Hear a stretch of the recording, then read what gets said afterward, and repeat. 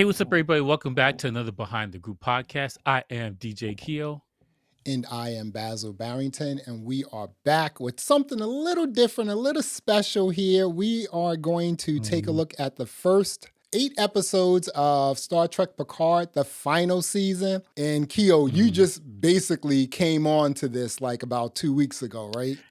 Yeah, I've seen. Okay, I gotta say flat out, I'm a Next Generation fan. I've watched D69, Voyager, Enterprise. Like I've seen Star Trek, but I wasn't a real like super Trekkie fan.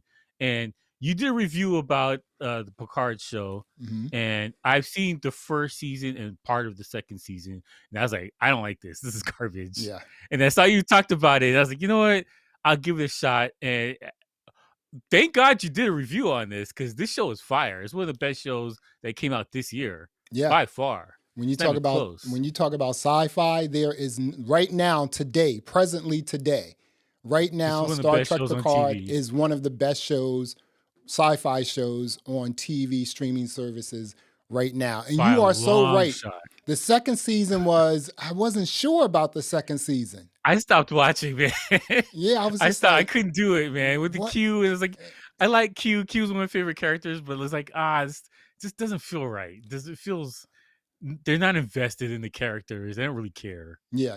And I do remember when they first started filming Picard, they said that they weren't going to bring back all the TSG characters. They're not going to bring anybody back. This is just going to be focused on Picard. That was a terrible decision. Yep.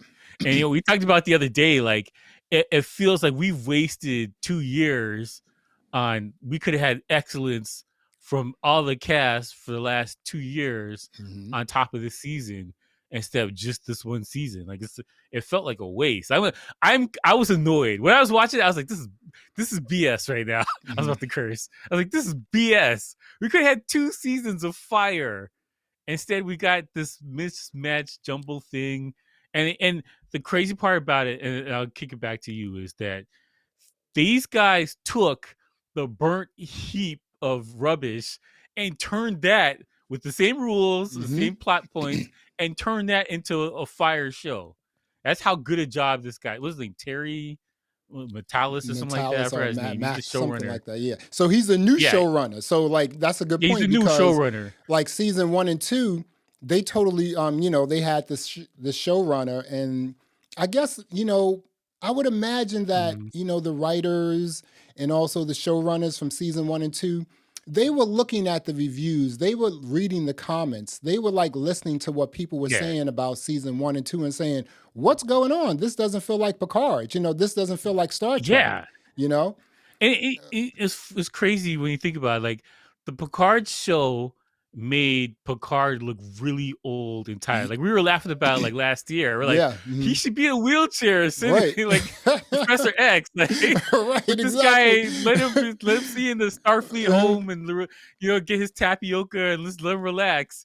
And in this series, they did all the right stuff. He's not running around, jumping around, doing adventures in Los Angeles or whatever. Yeah, he's on a ship, but he's like what an admiral would be doing. He's sitting in a chair, giving orders and whatever. Right. But like this felt age appropriate, and it everything felt right. Even the whole cast is old, right? Let's not pretend like the cast is old right now. They all look it, they feel it, but there's something about the way they put this show together that it felt natural and realistic, which I'm here for. That's the hallmark of Star Trek.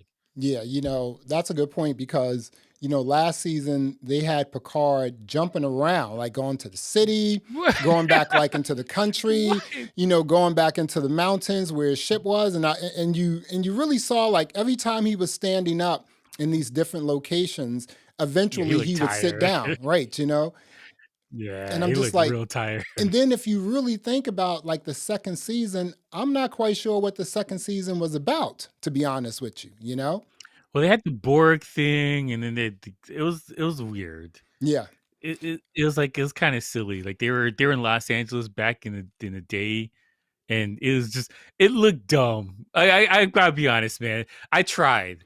Because I like Star Wars, but I'm not a super heavy Trekkie. I have watched all the shows though, but I'm not super heavy Trekkie. And I was like, this is a travesty, man. This is embarrassing for him. I don't Yeah. know why he wanted to do another season. I'm a super Trekkie. I've watched everything. Movies, Mm-hmm. shows. My brother, he started watching the Yeah. original Star Trek and he introduced me to it. I've been watching everything. As a matter of Mm-hmm. fact, I wanted to know how Seven was introduced to Voyager, so I started researching that. So at the end of Mm-hmm. the third season, the last episode called Scorpion 1, that's how Yeah. like Voyager went into Borg space, and that's how, Seven was introduced to Mm-hmm. Voyager. And then come the fourth season, first episode, they finished that off. It's very That's the interesting. thing with Mhm, Star Trek. mhm. Star Trek takes 2 to 3 seasons to find its footing, Yeah, and then it gets really good. right. Every show, Hmm. consistently, every show. You got there's a before Riker gets his beard and after Riker gets his beard. That's the standpoint. It's like 2-3 seasons. The second this thing happens, it clicks, everything works. Deep Space Nine was the exact same way. Like what's the captain? Cisco. Cisco shaved his head. Yep. And there's a point in time where it's like, oh, okay, this is a great show now. Hmm. Like they're on the space station, whatever. But like there's a point in time where the quality of story writing gets better. They figured out what exactly to do with the characters.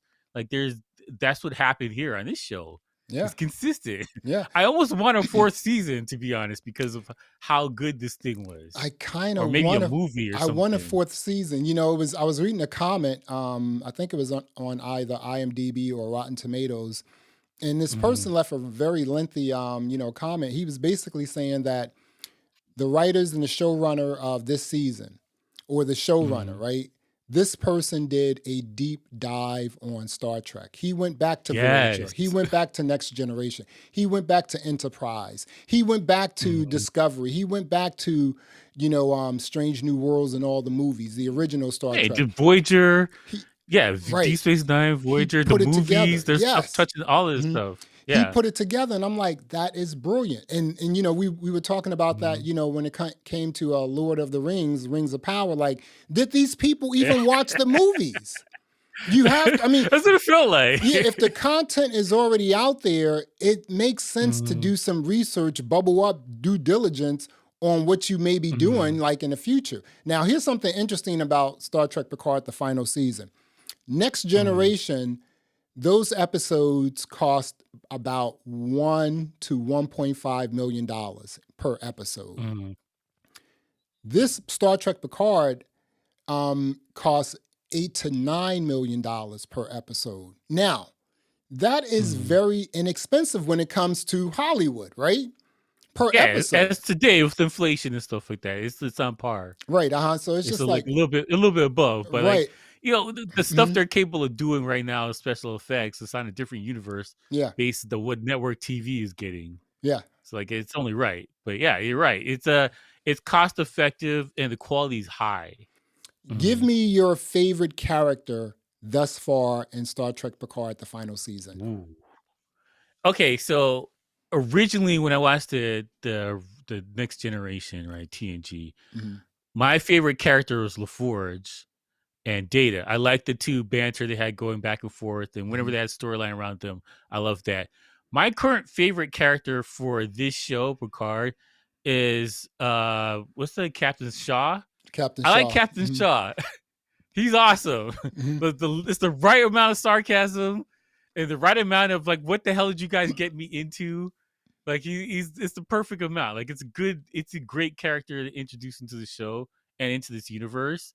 And that's why I say, like, if they would make a movie and put him in there too, I'm here for this. This would be awesome. I'm You know, down. you know, when I first started watching this, I couldn't really make out what this Captain Shaw was all about. Like, is he Mhm. against the Starfleet? Is he like with, or is he not? Is he a changeling? What Mhm. is he doing? Why is he trying to sabotage? Why is he trying to put, like, legends in jail? And then I was like, Yeah. okay, over time, I was like, okay, I get his attitude now. I get it. I see how Yeah. they formulated this attitude, this character, And I was like, oh, that is pretty interesting. So he's been like kicking butt just based on his character, not fighting or Yeah. anything like that, but just his acting.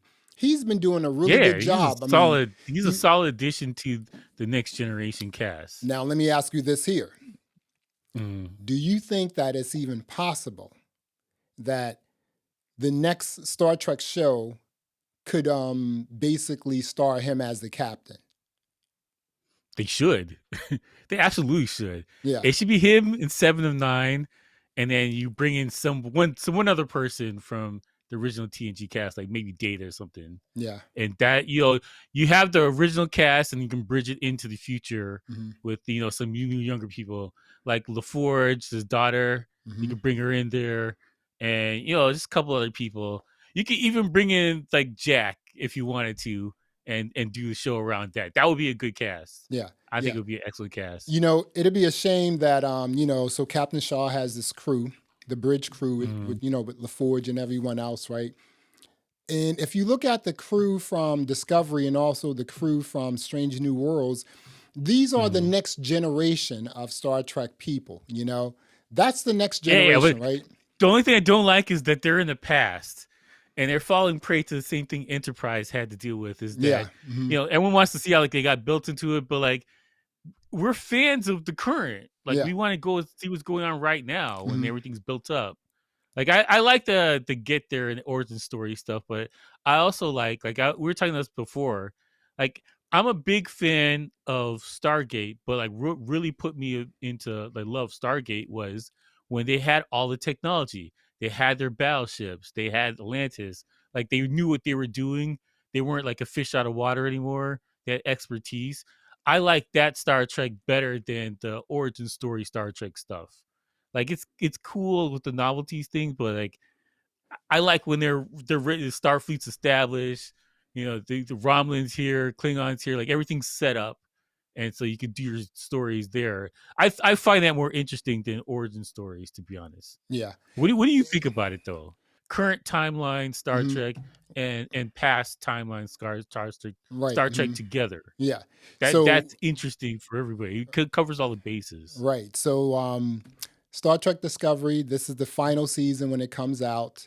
Obviously, Picard is the final season as well. Strange New Worlds, they only release one season, so we have another season of that.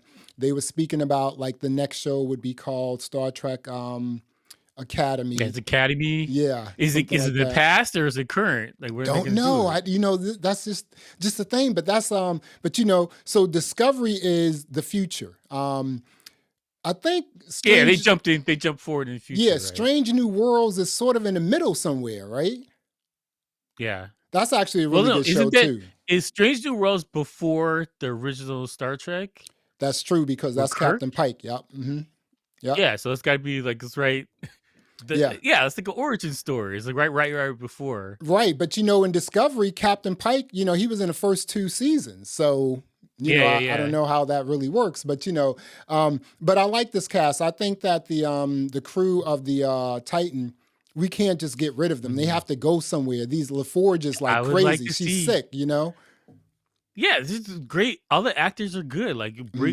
I think this is a good way to bridge to the future of Star Trek, is with the cast off of this show. You can make, because whoever survives this whole ordeal on Titan, they bring them into the next TV show or movie or whatever and go from there. I think they earned it. Yeah. It's a good cast. It is. It's a really even the good red cast. Shirts. I like everybody on the show. Yeah. Now, even the red shirts. Now, obviously the worst character that we don't like is Vadic, right? But Vadic, she's just a bad person. You're supposed to root against her. Vadic got spaced and whatnot. But I will say this, right? So in this last episode, Surrender, right? So I'm watching it, and you know how Picard and the crew does. They have these things popping off, bubbling up that they don't even tell the viewers about. It just happens, right? And this is how they were actually able to create a plan, get on the bridge, and basically space Vadic, and she's done. Now here's the interesting thing about this episode. When they spaced Vadic, it felt like the show was done. It's over, right? The season is over. But there's 2 words. Right. And she's obviously answering to somebody. Right. And then I was like, and then they said, well, we still have, appreciation day or whatever, and it's just like, oh, I forgot about Yeah. that. That's where the whole, thing is supposed Yeah, to that's happen. that's the main storyline. That's storyline A. Right. So But you this know thing's not what? resolved yet. I was thinking, I was like, wow, how Vatic was killed was Mhm. kind of simple, right? It was kind of easy. They even blew up Yeah. her ship, the Shrike. They even blew that up. I thought this thing was like Yeah. more powerful than a Borg ship, but they even blew that up. So now they have to go Mhm. back to Starfleet Command and like figure out like what this whole, celebration is all Well, they about got and the what's going the whole on. Dominion thing going on. There's a bunch of people that been replaced. They Yep. got to figure out who's replaced, and they got to stop them. There's a lot of show left. They could Mhm. easily do like 5 more shows. Yeah, This could be interesting how they wrap this up. that is the point I'm trying to make. Like, you could have stopped the show here, right? Let's just Mhm. say like they gave us 8 seasons, eight episodes, right? Said okay, Yeah, this could have they been season 3 and then have season 4 finish the right, rest of the right, thing. and then the Yeah. entire season like 4 is about like this whole celebration or whatever, right? So I was like, Yeah. wow, this is really cool. So I sent you an email. I said, Mhm. that these next 2 episodes are going to be fire. You know it. Yeah. It has Yeah, to they're be. building you up to like an epic battle and Yeah. everything. Like it's gonna be crazy. Yeah, Yeah. Vatic, you because know what? yeah, Vatic is kind of weird because, when she was on it, first of all, like this last episode was brutal. I mean, she had like the intercom system on where when the changelings was just like Swiss cheesing the entire crew up. And it was just yeah. like, being amplified throughout the entire ship. I was like, That wow, was wild. I was like, "Yo, this is Star Trek. This is heavy, hardcore Star Trek. my This is goodness. HBO Max Star Trek." Now, was she smoking a blunt or was she smoking something else? Because she was smoking a I don't lot. know. That looked like a blunt. I'll That be looked like a honest. That blunt, that looked like dude. some Blackwoods or something. I don't know. Exactly. I was like, okay, that may be endearing right there that she's smoking a blunt, but she's also like a lunatic and a narcissist and a Mhm, megalomaniac as well. But you know mhm, what? I kind of felt that when Deanna was talking to Jack and she was like, well, let's go to the red door, right? And I mhm. was like, well, is Deanna maybe a changeling as well? Because remember, the changelings went Mhm. to her house, right? So you don't know what they I could have done. Yeah, I was thinking that too, Hmm. but Riker seems to believe because they were talking about personal stuff. And I think that's how he verified Yeah. that she's real. Hmm. When he first got captured on the Shrike and he went into the jail and she was there, I'm pretty sure he asked her some personal stuff to Yeah. believe that Hmm. she's who she says he is. So I don't think she's a changeling, but I do think that because he has we have to figure this thing out with Jack, exactly what he is or what's changed about him, Yeah. and that's a huge part of this storyline. That's like storyline B, and the Celebration Day storyline A. There's a lot of stuff they gotta figure this thing out before the show's done. And it's 2 episodes. Let me ask you this: like, how What's do you up? think they resolve this thing with Jack? Like, what's gonna happen to him? Um, hmm. See, I'm not quite sure, but let me say this, right? Mm, The sort of power he has right now, I'm not even sure why the changelings want that. It seems like they already have the power they want. They have blood plasma, they have organs. Why do they need mm. this whole thing where you can just like, But you know, look they into someone stole else's face or look into someone else's so eyes and see what's going on? Yeah, so this is the mystery here because we haven't really got to the full answers yet. Hmm. They stole Picard's body, Hmm. and then they're trying to get Jack, and they're supposed to merge these two things together for whatever changeling's going to take his spot. Hmm. And so I think that was the point of it. But like, I don't know what Jack's powers are. Aside of his eyes turn red, he can take over somebody's body. Like that's the one power. That's it. And then You know? he can black out and turn into Deadpool. There's a he's doing two different things there, Yeah. and I don't know what his real full power is or what he's capable of. Hmm. That's an interesting power to have in that kind of universe, Yeah. and yeah, Hmm. like you could definitely tell more stories with that. Right. And Picard, his body is done. I mean, it was on a strike. So Yeah, he's they a robot right. now. Yeah, he's a robot. Yeah. So it's like it's crazy, right? So and then you had like Mhm. Data, and I was just like, okay, I'm glad to see Data back, right? And the whole how they how they were trying to separate Lore and Data, and then Lore took over, right? And then Data was like, no, I'm taking over, but we're all gonna be one. It's the cat. Yeah. Spot did it. Spot was the last thing. Man, the last piece of the puzzle. And like when when Riker and Deanna was on the strike, like just in prison, right? Or just locked up. They were talking to each other, and she said to Riker, well, I think like all of the crew on the strike are gone, along with their leader, with her rage, with her anger, with her vengeance. And I was just like, that right there just totally said everything about Vadic. Rage, anger, vengeance. She's gone. She's done so. Yeah. So I don't know what's going to go. I don't know what's going to happen with Jack, but I kind of think that, because this is the final season, one or two things has to happen. One, somehow he gets killed, right? And then it's also kind of screwed up. Too. Yeah, it's also kind of screwed up because that means that Beverly, who had 2 children,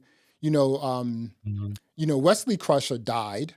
And so if Jack Crusher died, wow, that would be completely devastating. Or the other thing that could possibly happen is he becomes just someone who roams the galaxy. And then he shows up in these different sort of like franchises of Star Trek as something else, right? That's possible. That's possible too. I gotta be honest though. I don't like Will Wheaton, so when I heard Wesley Crusher died, I was like, yeah, that's how it goes sometimes. I was like, I was never a fan. Anybody who was a fan of Star Trek hated Wesley Crusher. Yeah, they could not stand that dude. They booed him out of the show. Like they just got rid of him. Like I don't know, man. I feel sorry for her because she had to go through a lot. The 2 sons, whatever. But as a fan of Star Trek, I hated Wesley Crusher. Yeah. I could not stand it, dude. He's so arrogant. He's annoying. Man, it is going to be super interesting because even though this is the final season, it is going to be super interesting to see what they do with some of these cast members or some of these plot lines in the final season of Picard to see if they actually extend that. That would be really interesting if they did something like that. So do you think that there's enough people from the next generation that would be willing to do more shows with this thing, or do you think they're like done? Just want to get this out of the way real quick. Yeah, I think the next generation is done. I think you have to probably pull in like some of the crew from the Titan, Captain Shaw and his crew, right?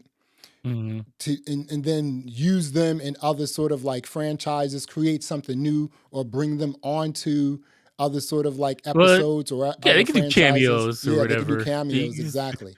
Sit on the screen like Tuvok, like just chilling at a desk somewhere. Yeah. But I think that's probably more likely than anything else. You definitely need a younger cast to be doing this kind of thing.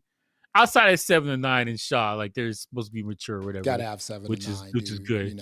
Yeah, like, she's great, man. What about this here? What about this here? Yeah. Worf and Raffi doing something totally different in a totally different show. I can watch that. Yeah. I like this samurai Worf now, who's like in touch with his emotions and stuff. This guy's badass. Like I like Worf. I've always liked Worf. Worf is awesome. People in the galaxy know Worf, and they're just like, dude, this is not someone you want to mess with. For real, you don't. Yeah, dude, Worf is gangster. I don't know anybody who never liked Worf. Yeah. Worf is great on Deep Space Nine. He's great on the Next Generation. The Next Generation. He's great here. He's great in the movies. Like he's great. He's always been great. I don't know anybody who dislikes him. If he wants to come back, then hell yeah, bring on Worf too. Okay, so I like he's got the gray hair, like in the beard, like the gray awesome. Beard. I mean, like listen, yes.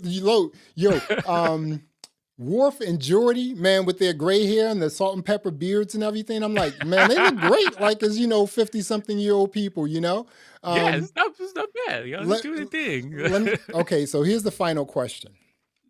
You know, we have been watching The Mandalorian. Yeah. And you I'm done with Star Wars, man. You're done with Star Wars or The Mandalorian? Star Wars in general, Oh, man. okay, There's Star nothing Wars. these guys can do to fix this. So compare The Mandalorian thus far, because we're 6 episodes into The Mandalorian. It's season 3 versus season 3. Yeah. What do you think? Well, here's the funny part. Mandalorian started off strong and Picard started off weak. Yep. And they flip-flopped. Whereas like I binged the whole first half of this season like in a day. I just powered through. I was like, oh my God, like I gotta keep going. And Yeah. Mm-hmm. Whereas like Mandalorian, I'm like, we gotta do this review. Mm-hmm. Let's just get this out of the way and then I'll just go back and do what I'm doing. I'm glad the shows are like 30 minutes long. Like get this over with. I've lost all respect for Star Wars and here's the thing, like I was more of a Star Wars fan than Star Trek. Yeah. I watched everything because I'm a nerd and I do like this stuff. I love space. Anything involved with space I watch, but I was more of a Star Wars fan than Star Trek. But haven't seen where they're doing right now. Like Star Trek seems to be what the future is. And Star Wars is a mess. It's an absolute mess. You got that, we don't know what's going on with Loki, because even though that's like Disney Plus, but still, you got Jonathan Majors. Let me ask you this here too, right? Yeah, Disney's in trouble. Disney's in trouble. Universal's great. Yeah. Universal's the best position of any company right now. Right. Warner Brothers is screwed. Disney is screwed. Yeah. Universal seems to be in a good spot to be. Yeah. So, this is the interesting thing about both these shows, right? So you would think that the Mandalorian, who's a bounty hunter, right? Even though the show is not serialized, this season isn't serialized. So basically a plot from start to end, episode 1 to the last episode, right? He's still not doing Mandalorian things throughout each episode, right? The cool thing about Picard is this is the plot. This is the storyline, episode 1. And up to now, episode 8, it's been about everything circling around this. It was tight-knit. It was tight, wasn't Everything fit together, yeah. And I was just like, everything is connected. Okay, go ahead. Mm-hmm. Yeah, well, this is the problem with the Mandalorian versus Picard right now. When the Mandalorian started, it was tight-knit and it was a good official story. Yeah. And Picard was all over the place and people weren't sure what it... And the two issues were, Picard didn't feel like Next Generation. It felt like something else. Mm-hmm. I guess that they're trying to get away from Next Generation, but it didn't work as well as it should have. And so now that Picard is Next Generation incarnate, it is great. Everybody I've talked to, all the reviews I've seen online, everybody's like, Picard is phenomenal. And then Mandalorian, which got away from the Star Wars thing, hasn't been good since. And it's kind of like it's trying to get... It's not complete. It doesn't feel tight knit. It feels like they're winging it. Where like Picard, this last season of Picard, like everything fits where it's supposed to go to. Mm-hmm. All the storylines are being tucked together neatly, and they're meshing together, and they're getting proper conclusions. Like this is like, what I'm saying? Like they didn't start a storyline and forget about it. And you're like, what happened to that thing?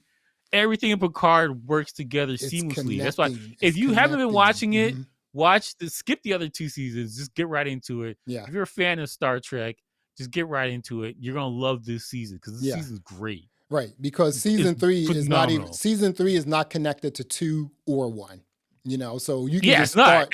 You can. The only thing that's 3. connected is that Picard died and this season he's a robot body. Mm-hmm. That's the only thing that's really connected. Yeah. So let me ask you this, right? So 2 things before we wrap this up. So, would you? We review The Mandalorian, which has like 2 episodes left. They're giving us 8 episodes, and then you have 2 episodes left with Picard. That's 10 episodes. So would you continue reviewing The Mandalorian, or would you just say, you know what, let's fool around with Picard? Mandalorian's giving me fits right now. Yeah. I cannot believe they put Lizzo and Jack Black on that last show. Christopher Lloyd, come on. Trash. That is hot trash. Yeah. I would rather, if we had a choice, if we're only gonna do one, I would do Picard over that. Yeah, by a long shot, like not even close. Because I'm getting a real show with interesting. Like I'm not checking my watch. No, I'm not reading emails. Like I'm just watching this show and enjoying it. And that's that's rare right now with this a lot of stuff where you have to review. That's terrible. Yeah, Like it's very rare. There were only a few shows that we reviewed that were episodic, like just just weekly, right? That I really look forward to. One was Foundation because it was so cerebral. You just really have to think about what's going on. As a matter of fact, Foundation felt like an episodic show based on, not based on, but if you took like Tenet and broke it down into 10 episodes, it's still cerebral. You're still thinking, you still have to concentrate on it. That's what Foundation felt like. And I was looking forward to it every week. Same with The Expanse. Same with Loki and also Picard. I'm looking forward to this every week. Like when, The Mandalorian comes on, I'm like, well, let's hope that it's only a 30-minute episode. I'm hoping that these episodes are 30 minutes with the Mandalorian, so I don't have to like watch it for an hour, right? So I agree. So you have that sort of, you have that sort of I can't wait moment with Picard. And I think that's what you want to do as a showrunner, as a show. You want people wanting more. You want people in their seats waiting for the next episode, right? And that's what You've you have done with an excellent Picard. job putting everything together to make you care about next show. Like the Mandalorian, like there's no cliffhangers. Like, oh, you got to watch the next show. It's just kind of like something happened. Yeah. It's coming on next week. Yada, yada, yada. Grogu's Picard, doing like backflips. the stuff is like this thing with the red door. Like I'm ready to go. Like what's going to happen next? What's behind the red door? He's going to turn into a monster. Can't control himself. He's going to get more powers. Like I'm excited about that. Yeah. And that's a testament to good writing. And that's a testament to a showrunner who knows the source material and cares about the source material. That's the difference here. That's I think that the stuff on Star Wars, they're just collecting a check. That's it. And this guy here, he's trying to right the ship and give people something quality, and he did. He's delivered so far. I don't think this show could. I haven't seen the last two shows, but I don't think it could end poorly. I think it could only end solidly based on what we've seen so far. There's no way I'll be disappointed with the season finale. There's no way. You can't give us the big bang with like Vadic being like spaced, and then also like the last two episodes. They're going to be fire. They're going to be fire. I mean, the Surrender show was crazy. Like the plot points. Because we talked about this offline, but like there was like 5 or 6 different teams, 2 people working together and in different scenarios, and like it was interesting that just to put that whole thing together, because you had Deanna Troi, Riker, you had Worf and Raffi, you had Picard. He's working with Gates. Yeah, Beverly. What's his name? Beverly Crusher. You had Deanna. You had Pike. You had Data with La Forge. Listen. You had Jack with La Forge. Yeah, like 7 and 9 was with Shaw. Like there's all these different storylines going together, and it was seamless. It got everybody together. It's like this is quality, man. Seamless. This is good stuff. And before we're gonna wrap this up, but before we leave, something that Paramount, also Apple TV, and also HBO Max does, right? And I think that this is so awesome. And I don't understand why Disney doesn't quite get it, but on these shows with Paramount Plus, they give you companion podcasts, audio podcasts, and video podcasts, right? Yeah. So they have something called a Ready Room for Picard, and then you can go in and watch all these interviews. They're breaking down the episode, right? Yes, yeah. They're breaking down the episode. I mean, that is like, you don't see that in like, The Mandalorian. You don't see that in Loki. Because why though? Because their storyline's so pedestrian. It's too basic for them to need to do that. Yeah, and I also it's like it's pointless. And I also think that they're paying the actors and everyone on set so much money that they really can't even expand this even like more. See, I think Paramount and HBO did a really great job when I was watching The Gilded Age, which is probably my favorite show. They did these companion podcasts after each show, and I was like, wow, this is so awesome. So I think a lot of these streaming services, they need that sort of companion along with the show just to help people understand what's going on. Like let Well, people get it enhances involved. the experience. It Yeah, definitely enhances. exactly. I remember when Battlestar Galactica was out, and you had was it Moore? He was doing a podcast about each show. hmm I used to listen to that like when I'm going to work or whatever. Yeah, It's great, man. It's good stuff. Like it make you appreciate what you watched and the effort and stuff like that. Because he explained like why he did what he did or why this character was doing whatever. Like it's a good way for you to care more about the show. And I think the future is more of this kind of stuff for a lot of TV shows and movies. There should be, they had like the director's commentary in a lot of movies. Like they need that. yeah, It's a good thing. It's a good thing. It really helps too. So, Star Trek Picard, the final season, we went through episodes 1 through 8. What would you rate Star Trek Picard, the final season, thus far, based on 8 episodes? Right now? Yeah. 9. Easily a 9. 9 just came off the top of my head too. I was like, this is a 9. This is a 9. Again, you know what's bless you. You know what's a 9? You know what we gave a 9 to? The Expanse. You know what we gave a 9 to? We gave a 9 to Foundation. These are really interesting shows, and I think that it makes sense that if you're a showrunner, writer, creator, and you want to do something like another sci-fi show, it makes a lot of sense to watch what everyone else is doing. See the mistakes that The Mandalorian made, See the mistakes that, all these other, really crappy sci-fi shows have made. Do your research on the show you're putting together. Then come up with something that people are going to like based on the franchise that you have. I don't understand how you have this franchise and you just can't put it together and make it make sense, because it doesn't with The Mandalorian. I think that they get showrunners and people in charge of franchises that don't care about the franchise. Yeah. Like this guy here that was named Terry. Didn't he write on I don't know if it was Next Generation. I think he wrote on Voyager or something like that. Voyager. He's familiar with the characters. Yeah. He put his foot in it, dude. He's familiar with the world. Yeah, he's familiar with the world. Like the people who become showrunners for a lot of stuff, like it doesn't seem like, I mean, outside of Dave Filoni maybe, but like Dave Filoni's better at cartoons than animation. Live action. Yeah. He's way better. Way better. He's got that sensibility for kids and that kind of thing. He can't do mature stuff, because you could tell, like, once they brought him in for Mandalorian, like the quality changed and it seemed to be more like kid friendly. Because like everybody forgets the very first episode of Mandalorian, he cut a dude in half with a door.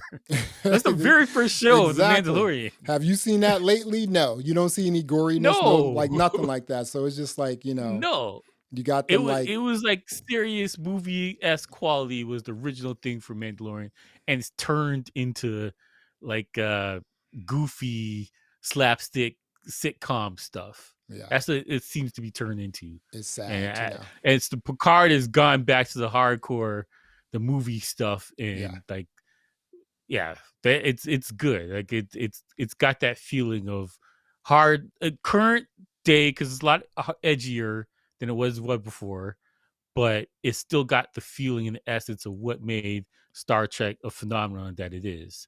And I'm here for it, man. I love this show. I'm all in. Star Trek Picard, the final season. We both gave it a 9 thus far through 8 episodes. And we also believe that right now, today, presently, Star Trek Picard, the final season, is the best sci-fi show on TV streaming services, period. It blows The Mandalorian away. Correct? Yes. 100%. 100%. Yes. No question. None. Well, there you have it. Another episode of the Behind the Groove podcast. I am Basil Barrington. I am DJ Keo. Thanks for listening. Thanks for watching. And until next time, peace. All right.